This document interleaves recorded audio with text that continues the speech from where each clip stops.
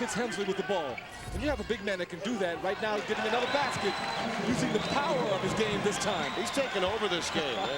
Jim O'Brien likened him to Donye Abrams, who played for Jim back at Boston College. In fact, the year they made it to the Final Eight in '94 and lost to Florida, Abrams was a freshman on that team.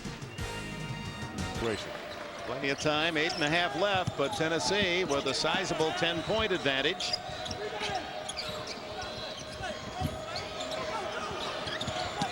And it's slapped away by Marcus Cox. It was clean. Higgins throws it up there, and Juan rebounds. Almost turned over by Cox, who took his eyes off the ball. So Robertson and Cox, two freshmen. Cox fires. Rebound by Higgins of Tennessee.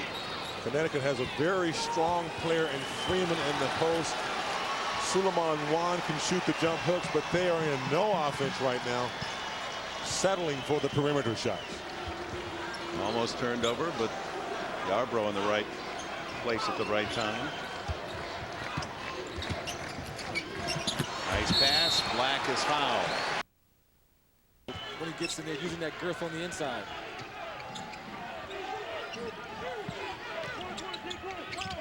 Scooney pin. Not this time. Low trajectory on that shot from the wing. Jones clears the rebound. Scooney is 1 for 5 from three-point range. Wembley lost it on the way up. Nice work by Brian Brown. Good hands on that play. Good transition defense by Ohio State. Reese. George Reese has 8. Miami has not trailed in the second half. There have been 3 ties. They're up 4 with just under 12 left.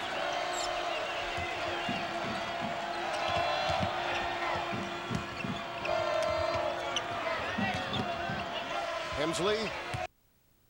We're at halftime in Winston-Salem, but there's action in Nashville and Birmingham, and Clark and I will take you there right away.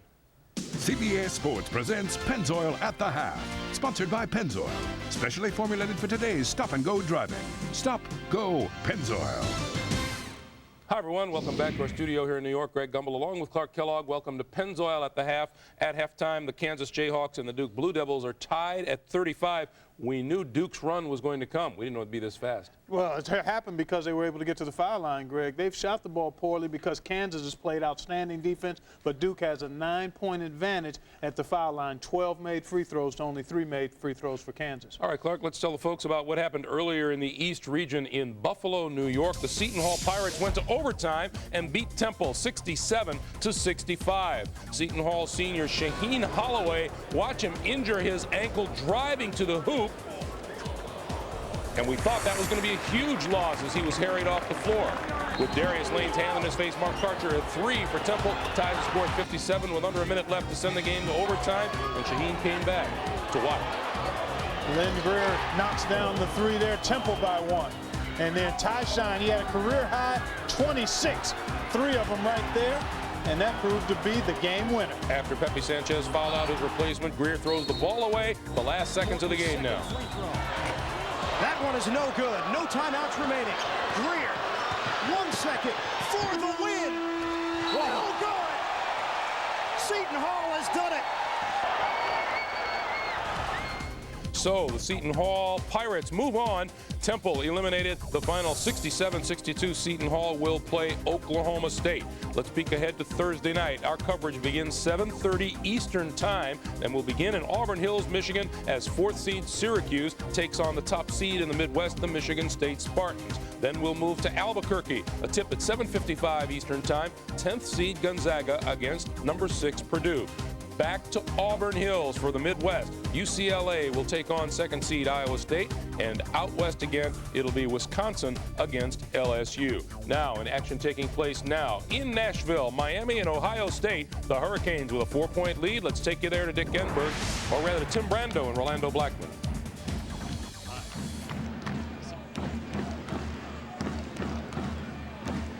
To 46, Miami leading by 4, 11:37 remaining here in the second half. Jim O'Brien from Boston College to Ohio State. We mentioned a few moments ago, he reminded us of Donye Abrams has a matchup problem when he was coaching at Boston College and got them to the Elite Eight before losing to Florida in 1994.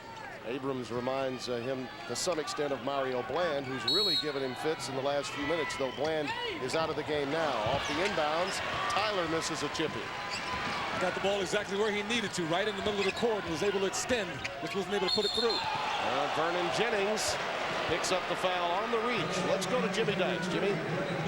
Hey, Tim, I'm here with the youngest of the O'Brien daughters, Amy O'Brien. She's a high school coach at Ashland High School just outside of Boston. And Amy, what advice you got for your dad right now? He's down 4.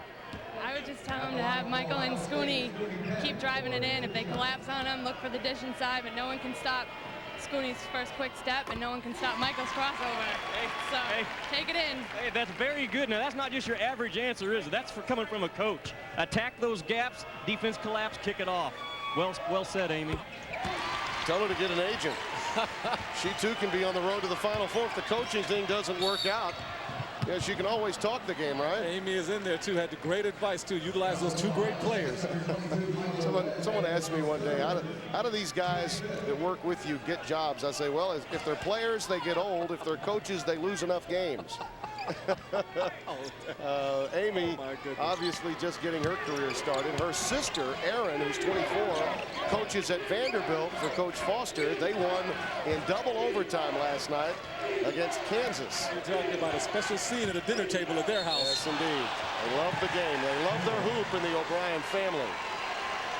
16 turnovers now by Miami as they turn it over yet again. And she's right. The quick first step and the crossover for Red. You'd think that they would have a feast against the taller Miami backcourt. And Miami's doing a good job, but they need to take care of the basketball now. Too many turnovers affording Ohio State too many opportunities.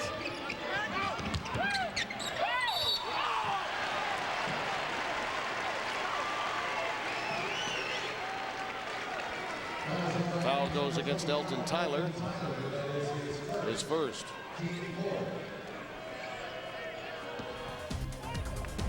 So the Buckeyes are within 2, 10:56 to play in the second half. Miami leads at 50-48. In Birmingham, the defending champion UConn Huskies are trailing Tennessee 50-36, 6.5 minutes to play. Let's take you live to Birmingham. Dick Enberg and James Worthy.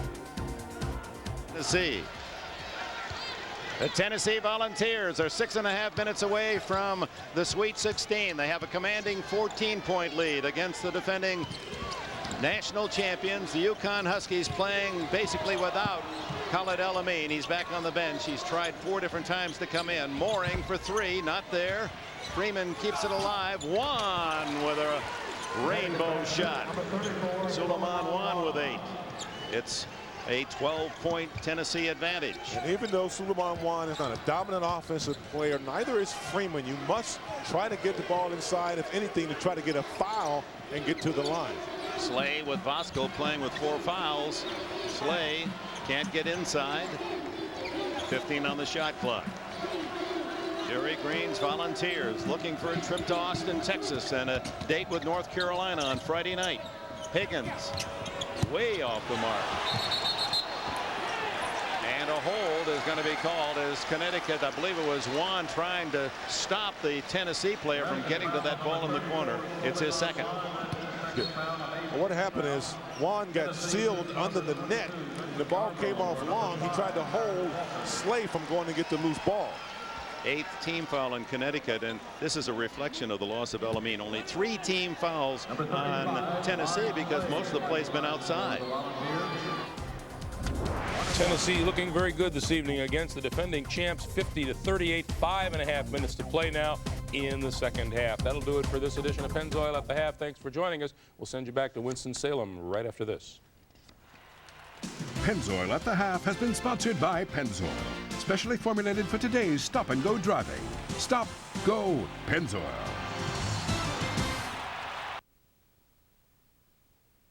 For Miami. Ohio State's last lead was 27-26 with 3 minutes left in the first half.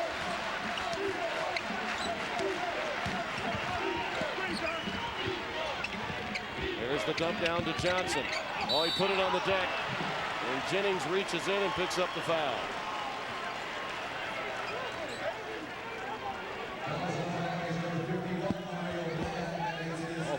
gets the foul rather than Jennings. It appeared that Jennings had reached in. It's going to be Bland with the body rather than the reach in. Mario's got a look of disbelief. A difficult play on that play, too, as they both collapsed on the ball. Well, I think there's still some confusion as to exactly who did pick up that foul. They credited Mario Bland, and he asked, he said, "Mr. Ref, are you sure?" And he said, "Yes, I am." There was some contact on the play. Reese using that left arm as a shield, unable to knock it home. We'll get an overrule here. Officials will discuss this one.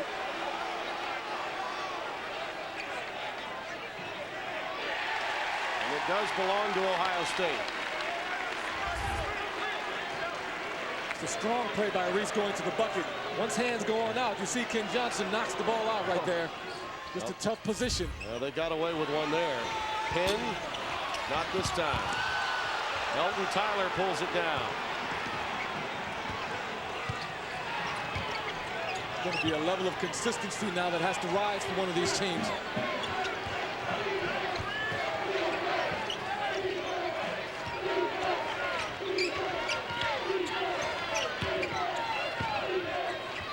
Bland, not there. Tyler out of position. Scooney trying to push it.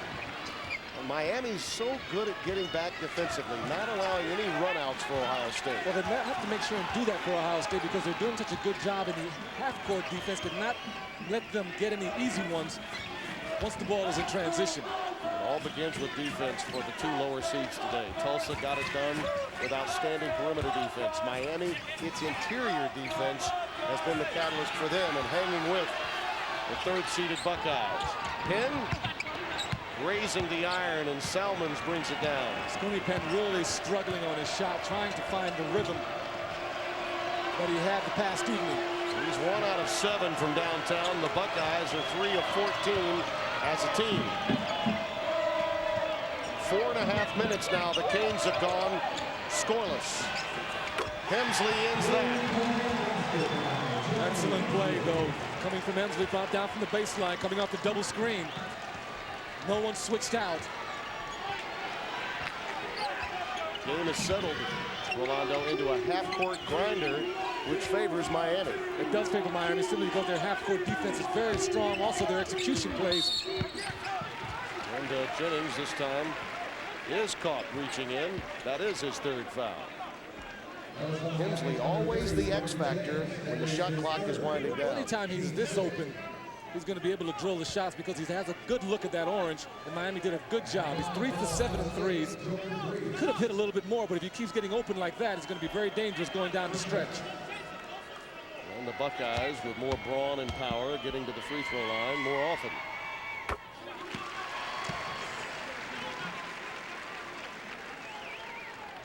.11 in the game for Reese, the senior stat sheet stuffer that Clark Kellogg loves so much.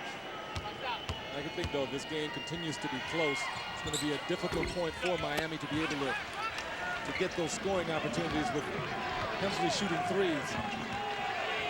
They're going to have to find some others to be able to put some points on the board. On the switch, Reese is going to have to try to keep up with Hemsley. Here's Bland, took an extra step. 18 turnovers for Miami, but they cling to a 2-point lead. 15 seconds. It's just, you can just see Harris. He wants so desperately to shoot the ball. And he's going to get a lot better at that because he's a little bit out of control sometimes. Because he's with the quickness, he always feels like he could take his man at will, but he must remember he's got to go into the rest of the teeth of the defense. Tony Robertson with his 4th foul, the freshman guard for Connecticut, and Archibald about to come back in for UConn as Tony Harris visits the line. Number 14. He has 11 points in the game, 2 for 4 from the stripe. Yarbrough leads the Vols with 14. C.J. Black and this man Harris with 11 each. Make it 12, and for UConn, only man in double figures, Albert Mooring with 14. So Archibald in and run out. As Tennessee with its largest lead. 56-40. 16-point lead. They're going to be playing Rocky Top in Knoxville. Greg Gumbel in New York. Tennessee with the lead on Connecticut. We're going to take you from Birmingham over to Nashville, where Miami has a 2-point lead on Ohio State. 6.5 to play. Let's join Tim Brando and Rolando Blackman. Bland on the offensive boards. Game has settled into a defensive tussle of half-court intensity. Hemsley a three. 20 points for Johnny Hemsley. 4 3-pointers for him and a 5-point cushion for Miami. Going to have to be a switch out. That's the second time on the same play now from the different side that Hemsley has come to the top and has been able to garner that 3-pointer. Big trip here for Ohio State, and they get the contact from Elton Tyler, his second. As you look at the bracket in the South region, Tulsa punching its ticket today by knocking out the Bearcats, the 2nd seed. Miami and Ohio State. Hemsley just a fantastic player. Once he comes off of the screen and gets a look at that orange, though, he usually drains it, especially when he's in rhythm. George Reese at the line. He's been living there. He has 5 of his 11 points at the stripe.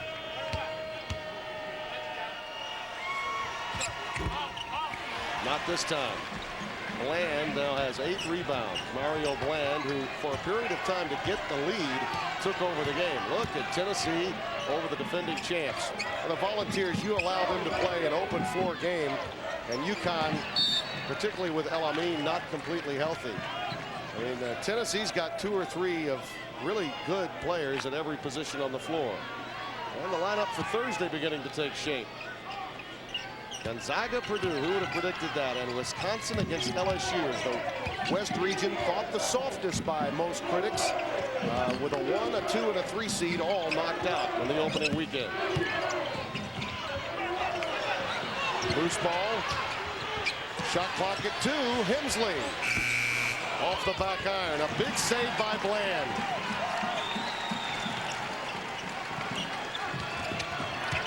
Leonard Hamilton wants Jennings to use some of that clock. Tyler in position. Elton Tyler now has 14 points. He has been a real factor today. 6 out of 12 off of the bench. 58-51 Miami.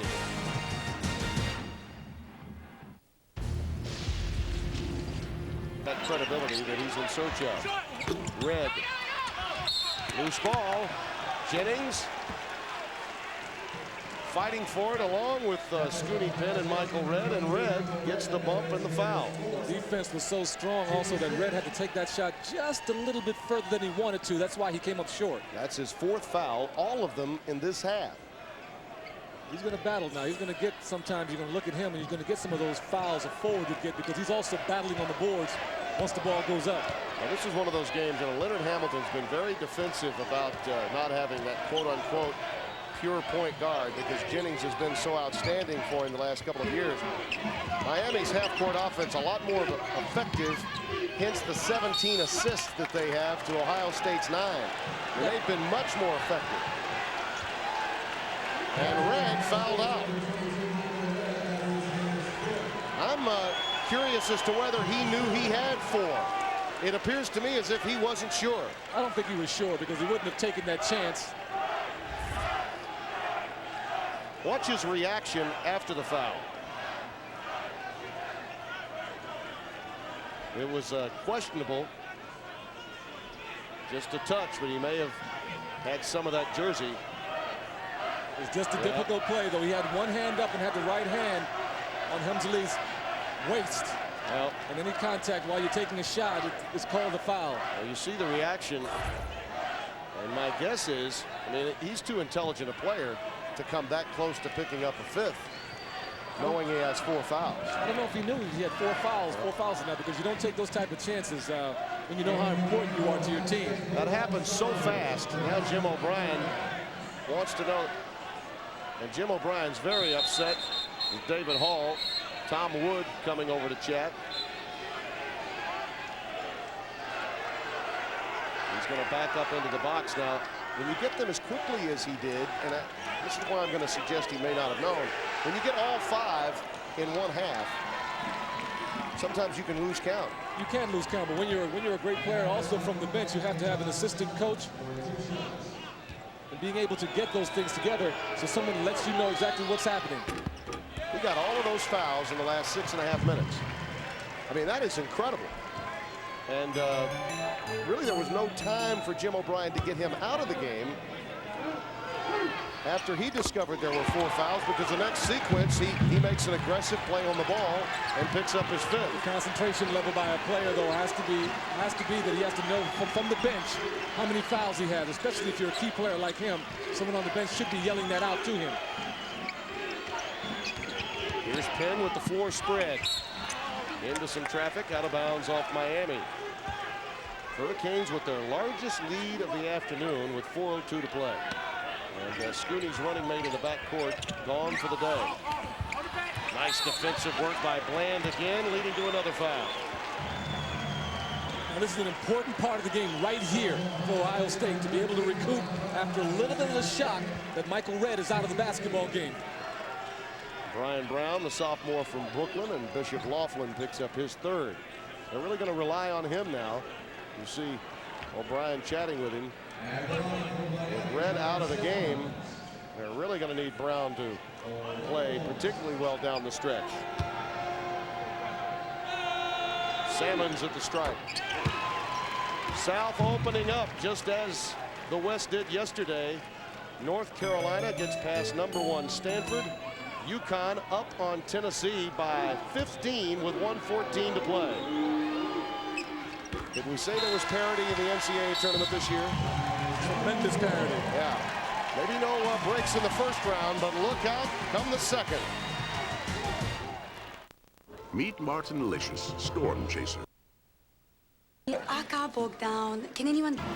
A quick correction for those of you that might have been throwing your brackets at the television sets. Tennessee is up on Connecticut.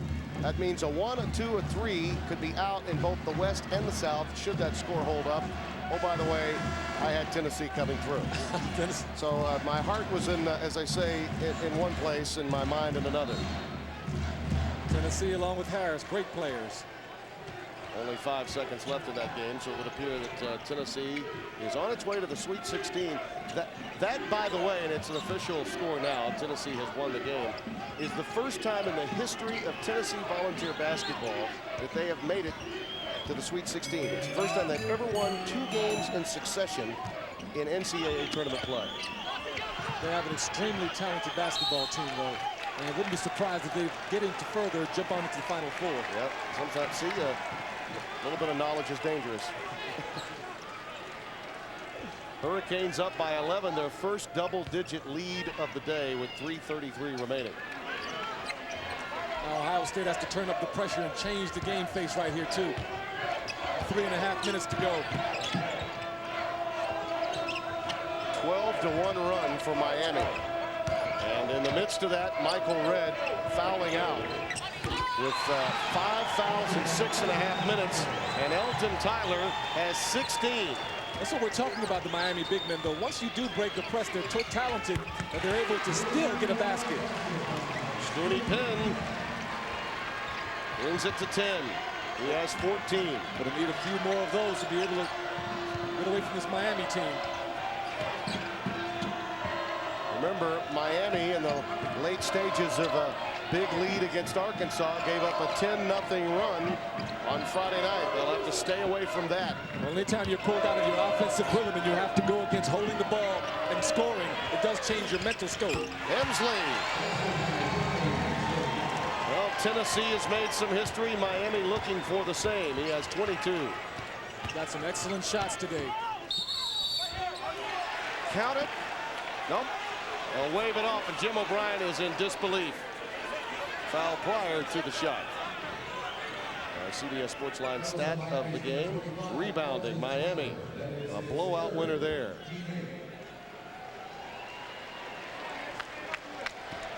.224 remaining, and last year's defending champs have been bumped out. Duke is in a precarious situation as we speak. And Stanford, a team that many had penciled in, knocked out today, and now Ohio State Scooney Penn and his mom Allegra trying to get by in a very difficult situation. Have to be able to turn up the defensive pressure right here too on the zone that they may play, to be able to get some traps and steals.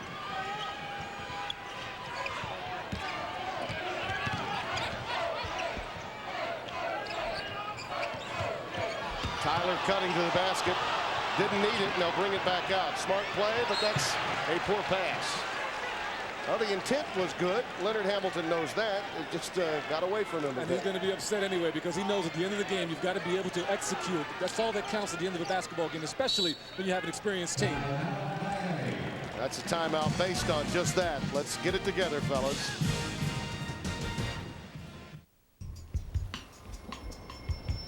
Your phone, your water pressure, the airbags in your car, the toys your children play with. The world around you runs on chips. Agilent makes the testing equipment that makes sure those chips work. Just try to get through a day without being touched by the things we test. You might as well try to dodge raindrops.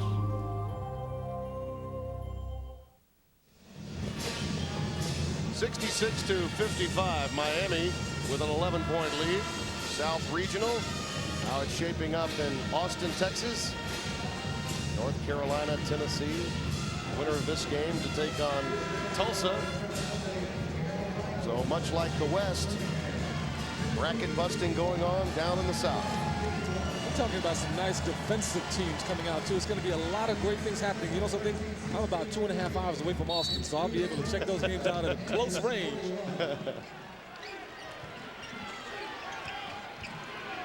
Without Red, it's been difficult, and it'll be interesting to find out in the postscript of this game as Penn scoops to the hoop if in fact Michael Red was aware that he had 4 fouls when he picked up his 5th. My speculation is that he did not. George Reese starts it. Nice pickpocket. Another turnover by Miami. Hemsley has 2 turnovers now. The last 2 minutes of the game, he has to be able to be careful with the ball and not be careless. Penn. Nice double clutch by Scooney. He has 19, trying to will his team. Tyler fouled by Johnson, and he had to give himself up there. Ohio State is still close, it's still within striking distance. Now becomes a free throw shooting contest for Miami. Scooney Penn has 17 points in the second half, but was shut down in the first half. Elton Tyler's a pretty good free throw shooter, though, at 75%.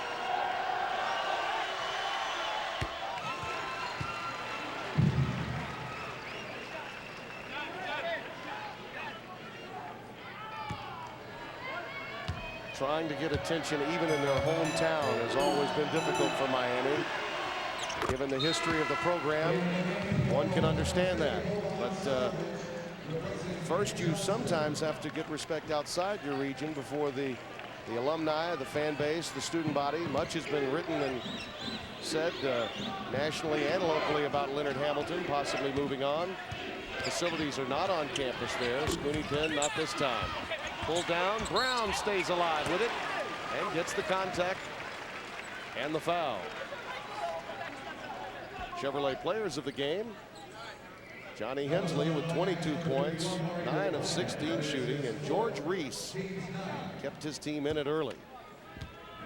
Michael Red, unfortunately, out of the game for the last 5+ minutes, having to endure the bitter end. I'm telling you, that's to be really a disappointment also, not knowing how many fouls you have. And if he did know how many fouls you have, he has to know that it's a tremendous disappointment to his team, because they need his gun and his play out on the floor. Savovich sits down. Ken Johnson back in. A little offensive for defensive substitution there. It's only an 8-point game, and it's a minute 14 to go.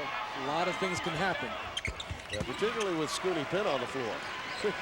He's awakened here in the closing moments of this game. There's a trap by Brown. He almost caused a turnover. And a quick foul given up by Penn against Mario Bland. I'm sure Miami remembers a little bit of that Arkansas game where they wilted at the end, and let Arkansas come back on them. Key to this game was Leonard Hamilton's control of the outset of the second half, where he turned it into a half-court game. And Ohio State really had it going in the first 8 to 10 minutes the way they wanted it, up and down the floor. They're much more effective when they have the 94-foot style going on. Well, you know something, that's what Jim O'Brien wanted. Jim O'Brien wanted his team to get some fast breaks, get on out on the break, because it'll enable them to get the easy shots, free shots, and also free up Scooney Penn and also Michael Redd. But with the half court, Miami is the one that gets to do the controlling, and they've done a good job of that the whole game. Savovich comes back in for Johnson. 8-point game with 1:06 to play. Brent Darby is on the floor along with Penn, Savovich, Reese, and Brian Brown. There's a steal by Jennings. Scooney had to give it up. Not an intentional. That was just such an excellent play, though, by Jennings, though. He let Scooney Penn throw the ball and then waited for Savovich to throw it back to him and went right for the steal.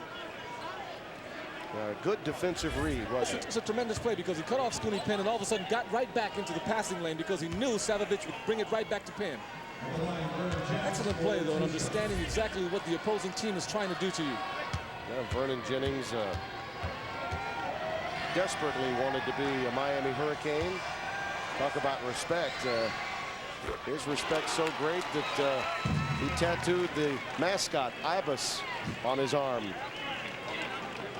And one of the reasons the Miami Hurricanes have rallied around this respect issue, and I think for good reason. They had every right to believe they deserved a better seeding. We couldn't get Leonard Hamilton to agree with that, but after all, he and Syracuse tied for the Big East regular season championship 13-3, but it was St. John's that got a #2 seed on the virtue of winning the Big East tournament title. You know what, Tim? Winning games like this will alleviate that problem. Brown. That's a block against Miami. Salmon's hitting the deck along with Elton Tyler. His fourth.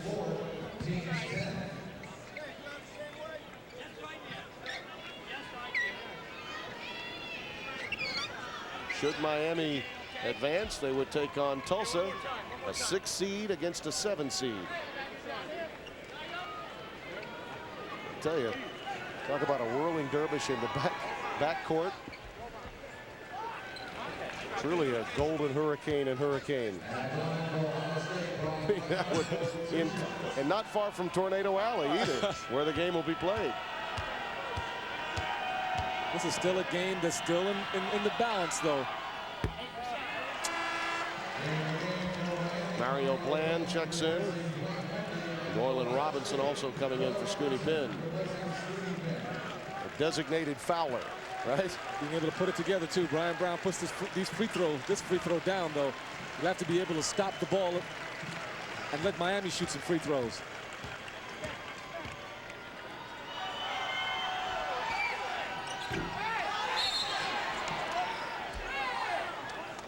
Did we have another lane violation? I believe we did.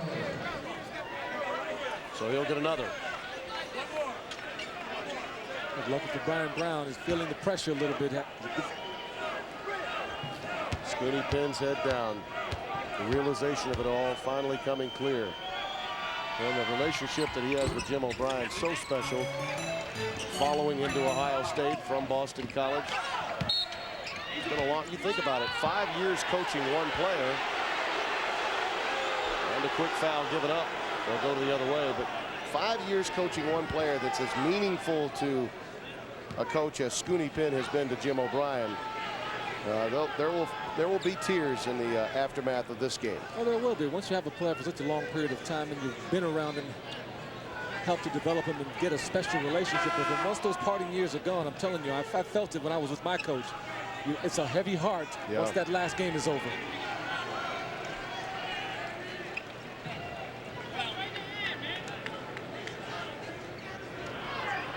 That was Ohio State's number 10, Doylan Robinson, and this is his first.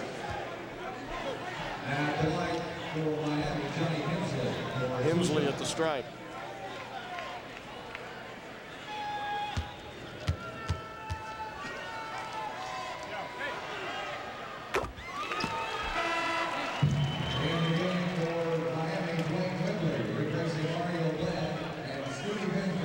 Bland out of the game.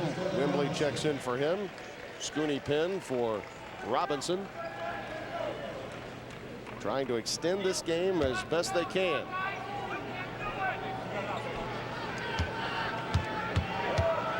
Power conferences still very much alive in this NCAA tournament by virtue of today's action to this point. But one of those power conferences will take a hit here. Right now it appears the Big Ten will be missing one. Savovich had to force that one up, and Reese gives up the foul quickly. Well, the Big 12 has Iowa State, Oklahoma State, and Kansas, which is a real surprise. They may be in it. Kansas still alive with Duke in a very close game. With an 11-point lead. The matchups for the regional semifinals on Thursday. Syracuse, Michigan State. And the Spartans having to come through a very difficult region. UCLA and Iowa State. That'll be a monster matchup. But consider the Big Ten with Wisconsin and Purdue already in the Sweet 16. They were hopeful of perhaps having as many as 4 in, but right now Michigan State remains alive. Ohio State knocked out.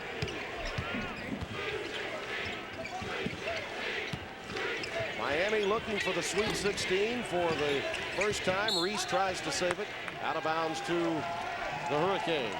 The SEC has LSU, Florida, and Tennessee headed to the Sweet 16. The Big Ten hopeful of getting 3. Wisconsin and Purdue already in. The Big East with Syracuse, Miami, and now Seton Hall by virtue of its win today. A big one over Temple, a posh pick by many pundits. Out of the tournament with Pepe Sanchez and an overtime loss. The Pac-10 perhaps most disappointing. So for Miami, a statement game, Rolando. It's a tremendous win for Miami, though. Being able to get the team that was in the Sweet 16 last year and give Leonard Hamilton a great credibility for his program.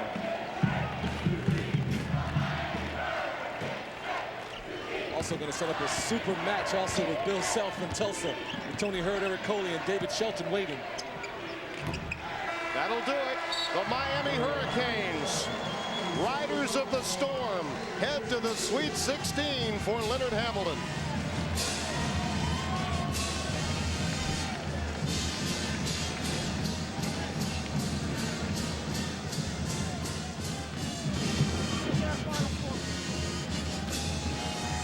For Rolando Blackman and Jimmy Dykes, Tim Brando saying so long. Brett Gumbel and Clark Kellogg on the other side of this break. The NCAAs roll on. Process. New York, here's what's happening this evening. Miami Hurricanes have become the 3rd Big East team to dent the Sweet 16, 75-62 over the Ohio State Buckeyes. They'll play Tulsa in Austin on Friday. The other game in Austin will be Tennessee against North Carolina. The Volunteers, the 3rd SEC team into the Sweet 16, 65-51 over the defending champ UConn Huskies.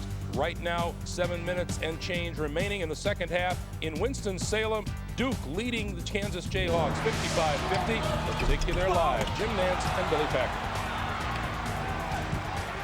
Under 7 minutes to go, the Duke Blue Devils were down early in this game, 13-4. Fought back to tie it at halftime, leading most of this second half. The number right now is 5. The largest lead was 7. Battier underneath. Collison, will they call it on him? It will be his 4th. Boy, Battier is showing everything that you want from a forward, not only on the defensive floor, but also on the offensive end. Now, in the first half, Roy Williams and Mike Krzyzewski during a timeout got a little heated here. What happened here, Billy? Well, Roy Williams did not like the fact that the officials were talking to Mike separate of him, so he headed down that end of the floor and walked the full 65 feet to let everybody know about it. As I said to you, they both have not red blood today, but they have blue blood in their veins. One a Carolina blue and the other one a Duke blue. By the way, there's a little Kansas blue in Roy Williams blood too. Absolutely, but in this particular case, I think that there was a little bit of home cooking coming out of Roy there. As you mentioned, born in Spruce Pines, he never has liked the Blue Devils. Shane Battier.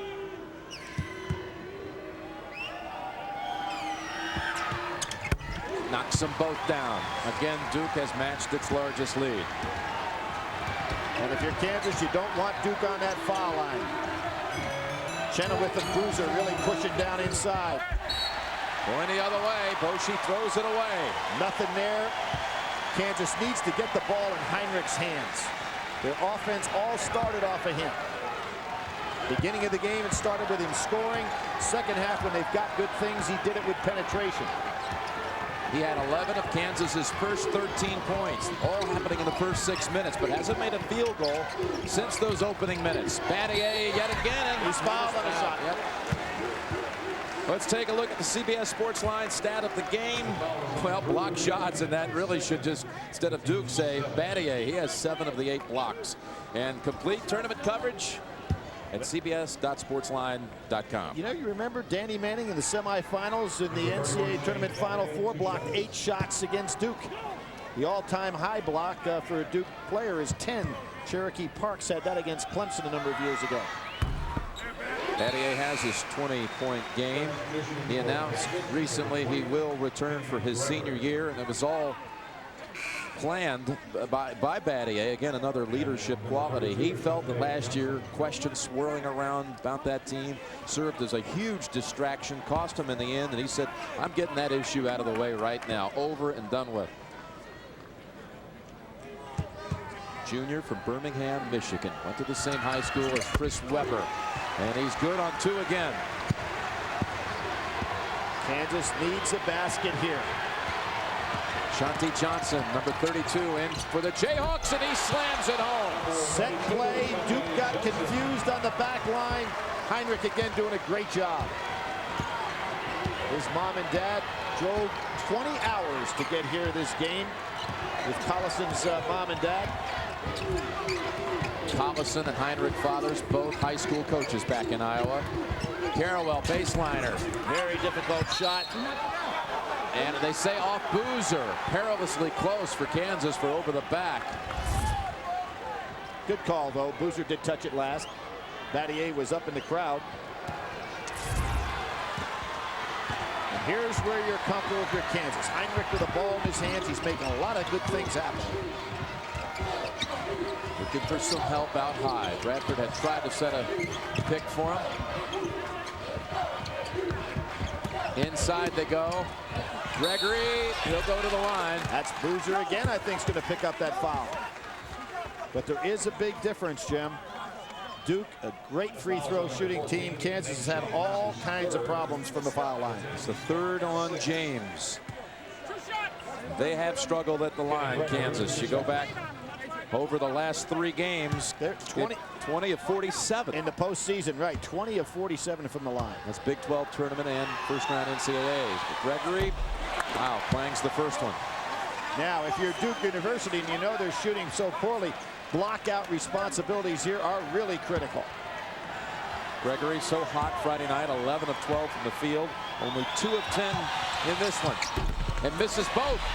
But there's the rebound, and that's a goaltending on Boozer. As I said, blocking out responsibilities critical. It was Ashanti Johnson who kept that alive. Let's remind you next 60 minutes, except on the West Coast. Ashanti Johnson tipped it over to Boschee. So 4 unanswered for Kansas.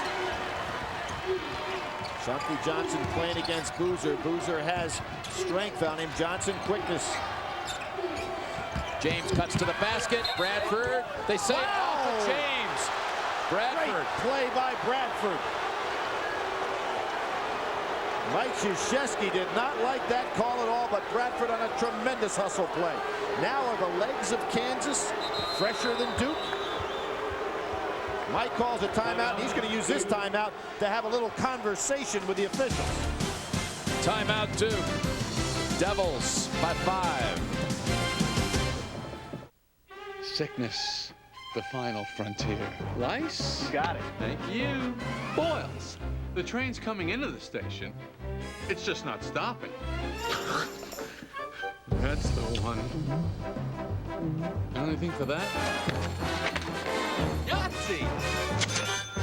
See you next next week. Even at the drugstore, you can do more with the American Express card. All right, Kowalski, Russo, O'Brien, the rest of you. Maybe next week. Hike down! Tonight on CBS, 60 Minutes, Touched by an Angel, and The Color of Love, JC's story. That's all tonight on CBS. Jim, when you look at those jerseys out there, Kansas and Duke, Kentucky's won more games than anybody in college basketball. North Carolina number 2, Kansas number 3, Duke number 4. But Duke has 5-1 against Kansas. North Carolina is 5-2, and Kentucky is 19-3 against Kansas. So the upper echelon programs have hammered Kansas. The only time Kansas beat Duke was back in the '88 Final Four in Kansas City, and that was the Danny Manning and the Miracle Championship year. Duke beat him in the championship game in '91. Ashanti Johnson fade away, falls out. Boozer battles. Bradford underneath. What do they say? Bradford? No, Gregory on the line. You're going to call a foul on Bradford? Looks that way. Arms were tangled. That's Gregory down underneath. That's Gregory. Here's Boozer with those powerful two hands. He's got the ball. Well, Gregory gets called for the foul, please. I thought that was a jump ball situation. Be a 1-and-1 for Carlos Boozer Jr., who has 10 rebounds for the Devils today. Mike Krzyzewski talked about how in the NCAA tournament, missed the front end, but back out to Williams. You have to weather storms, and they weathered a storm in the first half as Kansas came right out of the locker room with a 13-4 advantage. Williams, triple. They're going to get a third try on this trip. No, Bochy reaches in, forces the steal. Here's Gregory, who's the finisher. He'll challenge Battier. Sensational play. Wow, did he soar in the sky for that one. 6 unanswered for the Jayhawks. Back within 3.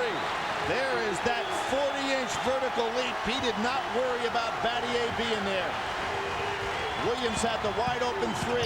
Carrawell, players down, traveling. He wanted to call. Well, Carrawell thought he'd been tripped.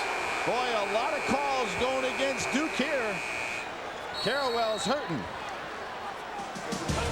A season high 23 turnovers for the Devils. The Gregory basket brings it down to 3. Sickness, the final frontier. Lice? You got it. Thank you. Boils. The train's coming into the station. It's just not stopping. That's the one. Anything for that? Yahtzee! See you next week. Even at the drugstore, you can do more with the American Express card. All right, Kowalski, Russo, O'Brien, the rest of you. Maybe next week. Hike down! There are many of you. There's you, the homemaker, and you, the homeowner. You, the gourmet, the paramedic, and the diplomat. You support the world, but who supports you? You are one of 68 million Americans who aren't getting enough sleep. The kind of deep sleep you get on a bed that uniquely cradles and supports your body as no other bed does. Oh, I love this bed. The crown jewel from Sealy Posturepedic. We support you night and day. Kilago, alone on Kilago, how empty it seems with only my dreams.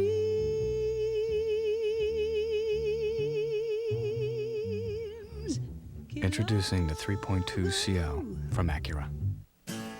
As American as country music, genuine, irresistible, the original song of the South. Applebee's invites you to try something new. Chicken fried chicken, a whole boneless breast marinated and breaded. Then chicken fried Southern style, so it's crispy on the outside and juicy on the inside. Complement it with traditional fixins, and you've got Applebee's chicken fried chicken. As unique as Nashville, as American as Applebee's. The mission, get raised parents a social life. Have you worked out a budget for this? Will the plan self-destruct? What am I supposed to do with this? All new Raymond, CBS Monday. Kansas has the ball, the possession arrow, and a 6-point run. What happened here? Well, two players from Kansas bang into each other. Johnson puts Gregory down, and then you had Carrawell trip over him. Gregory's out of the game. Bonnie? Well, he's out of the game, but Kansas' trainer said basically he just hit his face really hard on the court, but nothing that's going to keep Kansas' leading scorer off out there. Johnson given some valuable minutes in this game, Jim. Valuable tip. He got over to Bochy and scored on a slam dunk. This could tie it. Bochy does it. 59 all.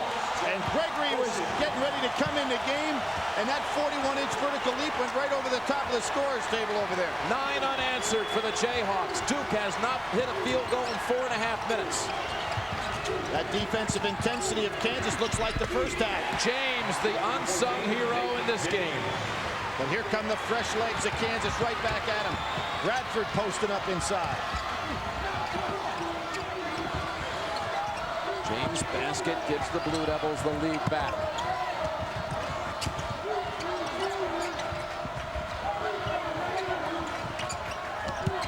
Inside to the senior. Bradford wildly put it up, and there he is. Ashanti Johnson. Bochy for the lead. That's a tough shot. And there's London. Blocked, rejected. Back out to the Hawks. They'll get yet another try. They're fresher. They're getting all the loose balls down the stretch here. Heinrich goes baseline on Battier. He was pushed.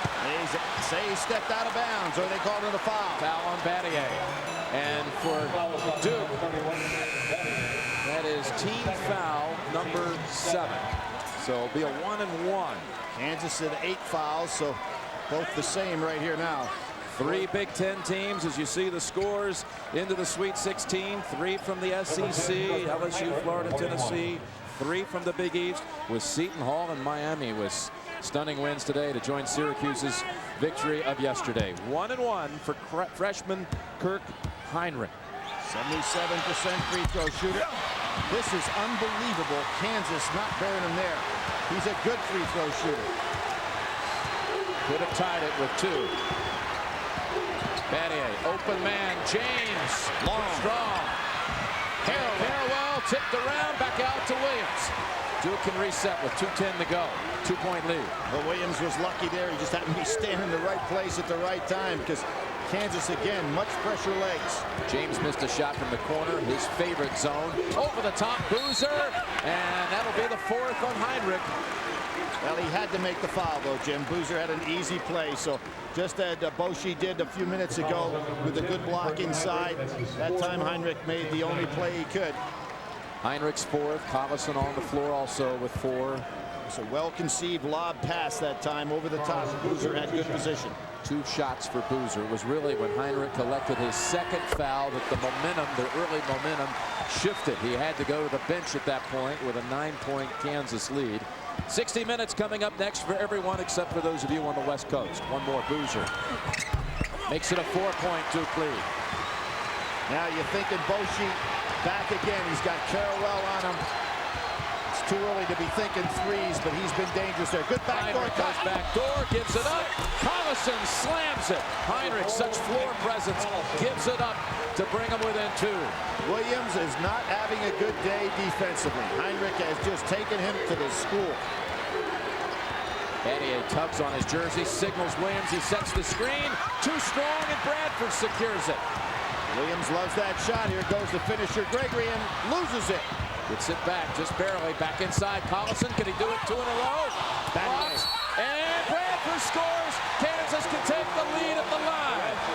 Williams thought he had the block. Battier made a great play. Kansas is just fresher, Jim. They're getting all the loose balls. And Duke looks a little disgusted right here. Great block by Battier. And there from behind, too little, too late by a small man. And here comes Lester Earl in. Roy Williams is going to put defensive intensity into the game. Collison will go out just to get a rest. And to save him with 4 on the defensive end. Now, Kansas has not led since 36-35. Senior Nick Bradford can give him the lead and does. Roy Williams said our goal was to get Nick Bradford back to Allen Fieldhouse for one more practice. this, meaning we would still be alive, and the senior has given Kansas the lead with 1:10 to go. It's Lester Earl on Boozer. I would think Duke would like to get the ball to him. Timeout Duke. 1:04 remaining, and another number one is in trouble, to say the least. Timeout so they can get in better shooting range. There's the pass to Lakener. I love this part. Puts it up. I hate this movie.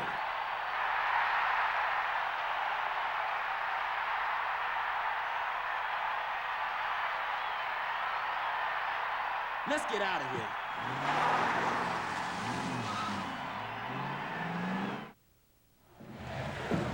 Duke ball.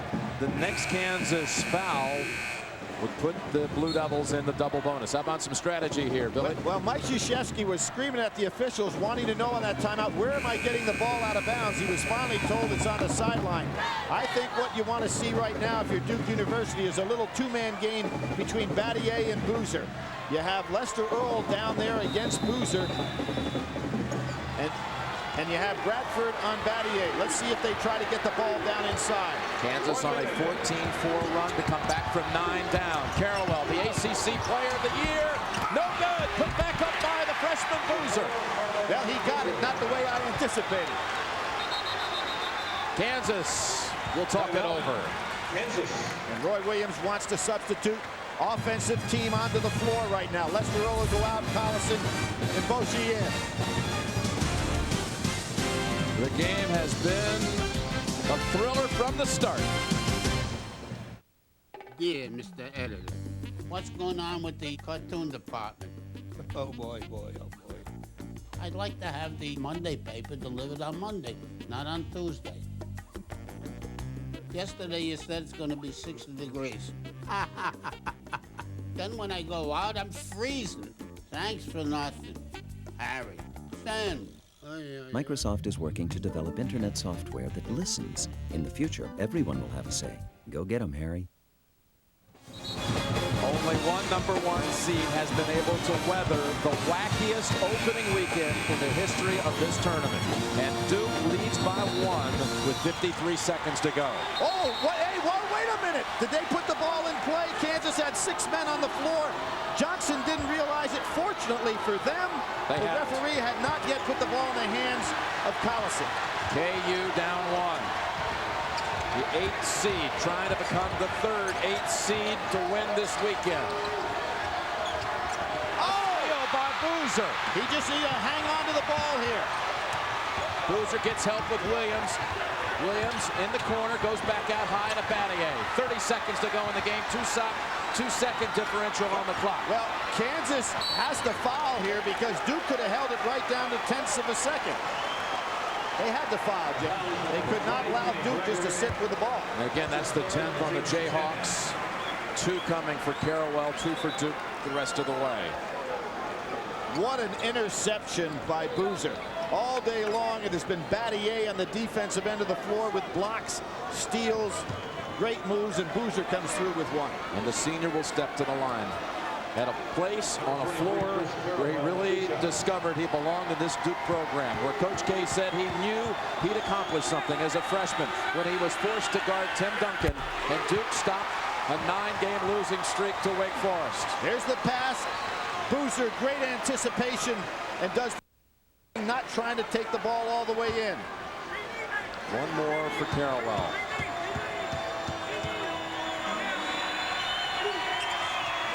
Three-point lead.